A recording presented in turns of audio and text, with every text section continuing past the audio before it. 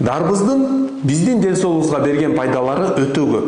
Ошол пайдаларды алыш үчүн дарбызды туура тандаганды билишиңиздер керек. Мен сиздерге бүгүн ошол дарбызды тандоону үйрөтүп берем. Анда эмесе көңүл буруңуздар. Сиздерге эки дарбызды салыштырып түшүндүрүп берейин. Бирөөсү бышкан дарбыз, мунусу быша элек, эрте үзүлүп калган дарбыз. Бышкан дарбызды карасаңыздар, ортодогу саргаргандын жерлери сап-сары болуп, агарып, анык көрүнүп калган. Мында болсо анча саргара элек, жашыл болуп да турат, арасында жашыл талчалар болуп, экөөнүн ортосунда чектелген жерлери да анык бөлүнгөн эмес. Жана сабагын карай турган болсок, сабагы дагы азыктана турган сабак. Мына жаңы үзүлгөнү менен биягы ургап баштаган, бирок сабагы дагы азыктана турган сабак.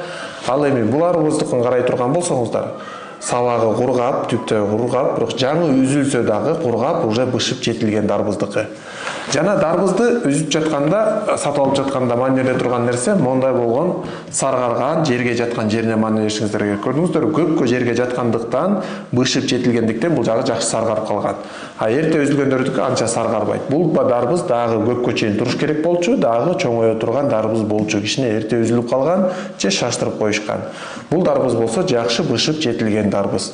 Көрдүңүздөр, мынакей агарган жерлер аппакай болуп турат. Жана үнүн да карасаңыздар болот. Үнүн чакканда кичине күңүрт болгону менен жаңырып турса, бул бышкан. Эгерде чаңкылдаса дагы жаңырбаса, бул быша элек дарбыздан кабар берет. Дарбызды жеп, ден соолугуңуздарга кам көрүңүздөр.